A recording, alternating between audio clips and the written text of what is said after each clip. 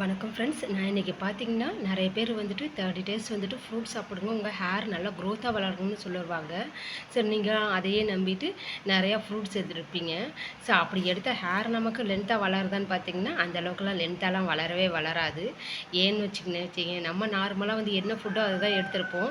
கையில் காசு கிடைக்கும் போது பார்த்திங்கன்னா ஃப்ரூட் சாப்பிட்ருப்போம், ஒரு சில நேரத்தில் இல்லாமல் இருந்திருக்கும். அப்படின்னு பார்த்திங்கன்னா நடிகையை தான் அதிகம் 360 நாளும் ஃப்ரூட்ஸ் அவங்க சாப்பிட்றாங்க. அவங்களுக்கெல்லாம் பார்த்திங்கன்னா லாங்காக ஹேர் வளர்ந்துருக்கணுமே, ஏன் ஹேர் வளரதில்ல?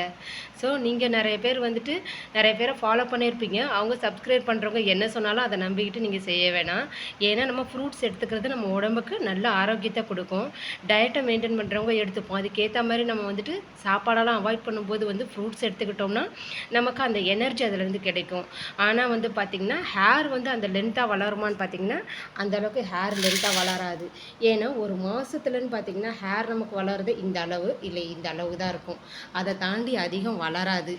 ஏன்னா இன்னொன்று வந்து பார்த்திங்கன்னா ஃப்ரூட்ஸை வந்துட்டு எல்லா நாளுமே எல்லாராலையும் எடுத்துக்க முடியாது. இப்போ சென்னை மாதிரி ஊரில் பார்த்திங்கன்னா நிறைய பேர் இங்கேருந்து வெளியூர்லேருந்து வர பசங்க தான் வந்துட்டு ஒர்க் பண்ணுவாங்க. வாங்குகிற அமௌண்ட் சேலரி கம்மியாக இருக்கும். அதை ஹாஸ்டலுக்கு எதுக்கோ பே பண்ணிவிட்டு வீட்டுக்கு மீது அனுப்பிட்டு ஒரு சிலதை மட்டும் தான் அவங்க செலவுக்கு பார்ப்பாங்க. 360 நாள் எல்லாராலையும் வந்துட்டு ஃப்ரூட்ஸ் எடுத்துக்க முடியுங்களா? ஒவ்வொரு நாள் எடுத்துக்க முடியும், ஒவ்வொரு நாள் எடுத்துக்காமல் இருக்கும். ஆனால் ஃப்ரூட்ஸ் வந்துட்டு எடுத்துக்கிறது நம்ம உடம்புக்கு ஹெல்தி. ஆனால் ஹேரை க்ரோத்தாக வளருமான்னு பார்த்தா அப்படி ஒன்றும் கிடையாது. நான்லாம் வந்து பார்த்திங்கன்னா என் ஹேர்லாம் நல்லா லென்த்தாகவும் லாங்காகவும் இருக்குது, க்ரோத்தாகவும் இருக்குது. ஆனால் ஹேருக்குன்னு எந்த ஒரு ஃபுட்டையும் தனியாக சாப்பிட்றது கிடையாது. வீட்டில் என்ன சாப்பாடு இருக்கோ அதை தான் சாப்பிட்டேன். என் ஹேர் வந்துட்டு எப்படி கவனிச்சிட்டேன்னு பார்த்தீங்கன்னா, இயற்கையாக நம்மக்கிட்ட என்னென்ன கிடைக்குமோ அதை வச்சு தான் வந்துட்டு நான் ஹேரை மெயின்டைன் பண்ணேன். நம்ம ஹேர் நல்லா வளர்கிறதுக்கு ஃபுட்டு தான் காரணம், ஃபுட்டு நல்லா இருந்தால் தான் வளரும்னு நினைக்கிறீங்க. அப்படி ஒன்றும் கிடையாது. ஒரு சிலது வந்து பார்த்திங்கன்னா நம்மளோட பர்சனல் ப்ராப்ளமாக இருக்கும். ஒரு சிலது வந்து பார்த்திங்கன்னா நம்ம ஒர்க்குக்கு போவோம், ஓவர் ட்ரெஸ்ட்டாக இருக்கும். இன்னும் வந்து நம்ம நிறைய கெமிக்கல்ஸ்லாம் யூஸ் பண்ணுறோம். ஷாம்பு, சோப்பு, கண்டிஷ்னர் இதெல்லாம் யூஸ் பண்ணுறோம். அதனால் பார்த்திங்கன்னா ஹேர் ஃபால் அதிகம் ஆகுது. அதனால தான் உங்களுக்கு ஹேர் வளராமல் இருக்க முடியும். ஹேர் வளரும் தான், ஆனால் வந்து பார்த்திங்கன்னா ஓரளவுக்கு தான் வளரும். எப்பவுமே வந்துட்டு நீங்கள் ஹேரை நல்லா மெயின்டைன் பண்ணிங்கன்னா முதல்ல பார்த்திங்கன்னா உங்களுக்கு ஹேர் ஃபால் ஆகுறது வந்து ஸ்டாப் ஆகும். அதுக்கப்புறம் தான் நம்ம முடி வந்து கொட்டாமல் இருந்தால் தானே நமக்கு ஹேர் லென்த்தாக வளரும். இப்போ புது முடி வளருது, கொட்டுது, திரும்பி வளருது, கொட்டுதுன்னா அது நமக்கு வந்து பார்த்திங்கன்னா ஹேரை நல்லா க்ரோத் பண்ண முடியாது. நீங்கள் வந்துட்டு முதல்ல வந்து பார்த்திங்கன்னா ஹேர் ஃபால் வராமல் இருக்கிறதுக்கு என்னவோ அதுக்கேற்ற மாதிரி நம்ம கேர் பண்ணிக்கணும். இப்போ நான் எப்படி கேர் பண்ணிக்கிறேன்னு பார்த்திங்கன்னா, நான் வந்து எல்லா நாளும் ஃப்ரூட்ஸ் எடுத்துக்கிறது கிடையாது. எங்ககிட்ட கிடைக்கும் போது எடுத்துப்பேன்.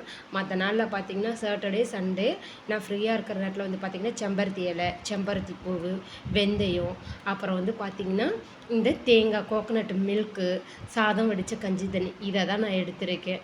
நான் அதை தாண்டி வேறு எதுவும் எடுத்துக்கிறதில்ல. அப்புறம் பார்த்திங்கன்னா நான் 15 ஹெர்பல்ஸ் மிக்ஸ் பண்ணி சியாக்கா ரெடி பண்ணுறேன். அதை தான் நான் எல்லாருக்கும் சேலும் பண்ணுறேன். நம்மக்கிட்ட பார்த்திங்கன்னா நான் வந்து இந்த பூந்தி கொட்டையும் சியாக்காவும் மட்டும் தான் நாட்டு மருந்து கடையில் வாங்குவேன். மற்ற எல்லாத்தையுமே வந்துட்டு நானே பர்ச்சேஸ் பண்ணி நானே ரெடி பண்ணி அதை பேக் பண்ணுவேன். அதுதான் என் ஹேரை நல்லா க்ரோத்தாக வளருது, எனக்கு ஹேர் ஃபால் ஆகுறதுன்னு கிடையாது. ஸோ நான் இப்படி தான் மெயின்டைன் பண்ணுறேன்.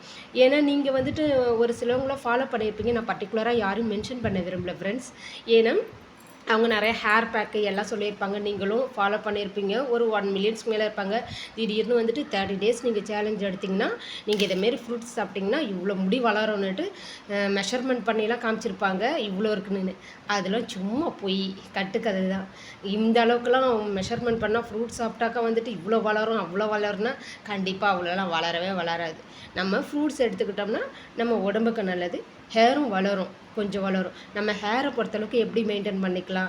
ஹேர் வந்து நம்ம மெயின்டைன் பண்ணணும் முதல்ல பார்த்திங்கன்னா நம்ம ஸ்கேல்ப்பை தான் மெயின்டைன் பண்ணணும். ஏன்னா முடி வந்து பார்த்திங்கன்னா ஸ்கேல்ப்பு வந்து நல்லா ஸ்ட்ரென்த்தாகவும் சத்தாகவும் இருந்ததுன்னா உங்களுக்கு வெளில வர முடி வந்து பார்த்திங்கன்னா நல்லா க்ரோத்தாக இருக்கும். இந்த முடி நம்ம சொல்கிறோம் பார்த்திங்களா, வெளில நீண்டு இருக்கே, அந்த முடியை நம்ம கவனிக்கிறோமோ இல்லையோ, ஆனால் நம்ம தலையில் உள்ள ஸ்கேல்ப்பை கவனிக்கணும். நம்ம சத்தான ஹேர் பேக்கை அதில் போட்டுக்கலாம். இல்லை நீங்கள் அவங்க சொல்கிற மாதிரி, ஒரு சிலவங்க சொல்கிற மாதிரி ஃபுட்டு தான் நம்ம எடுத்துக்கணும், என் ஹேரை நல்லா வளர்க்குற மாதிரி ஏதாவது ஃபுட்டு இருந்தால் சொல்லுங்கன்னு சொன்னால் நான் சொல்லுவேன். இந்த பார்த்திங்களா, இந்த நெல்லிக்காய், இந்த நெல்லிக்காய் நீங்கள் சாப்பிடுங்க. நம்ம உடம்புக்கு அவ்வளோ நல்லது. யூட்ரஸுக்கு நல்லது. பெண்களுக்கு அவ்வளோ அளவுக்கு உடம்புக்கு நெல்லிக்காய் நல்லது. இது ஹேருக்கும் நல்ல பெனிஃபிட்ஸை கொடுக்கும். ஹேர் ஃபால் ஆகாமவும் இருக்கும். சரிங்களா? அதுக்கப்புறம் பார்த்தீங்கன்னா, இந்த வாழைப்பழம் எடுத்துக்கோங்க. வாழைப்பழம் வந்து பார்த்திங்கன்னா, வருஷம் முழுக்க கிடைக்கக்கூடிய பழம். இது என்ன பண்ணுன்னு பார்த்தீங்கன்னா, நம்ம உடம்புல உள்ள சூட்டை வந்து பார்த்திங்கன்னா, மலம் வழியால் வெளியேற்றிடும். நம்ம உடம்புல அதிக சூடு இருக்கிறதுனால தான் நம்ம முடி வளராமல் இருக்கும். இந்த வாழைப்பழத்தை நீங்கள் வந்து பார்த்திங்கன்னா எப்போதும் நீங்கள் எடுத்துக்கலாம். இது வந்து பார்த்திங்கன்னா கம்மியான காஸ்ட்டு தான். ஆனால் எல்லா சீசன்லேயும் கிடைக்கும். நெல்லிக்காய் வந்து பார்த்திங்கன்னா இப்போ தான் சீசன் இது. சம்மர் டயத்தில் மட்டும் தான் இது கிடைக்கும். ஆனால் வாழைப்பழம் மற்ற எல்லா நாள்லேயும் கிடைக்கும். அதுக்கப்புறம் பார்த்திங்கன்னா இந்த மாதுளை பழம் இருக்குது பார்த்தீங்களா? இந்த மாதுளை பழம் வந்துட்டு நம்ம ஸ்கின்னுக்குன்னு எடுத்துக்கலாம். இதோட தோலை வந்து ஸ்கின்னுக்குன்னு எடுத்துக்கலாம். அதே மாதிரி இந்த ஆரஞ்சு வந்து பார்த்திங்கன்னா நம்ம சாப்பிட்டுட்டு இந்த தோல் இருக்குது பார்த்தீங்களா?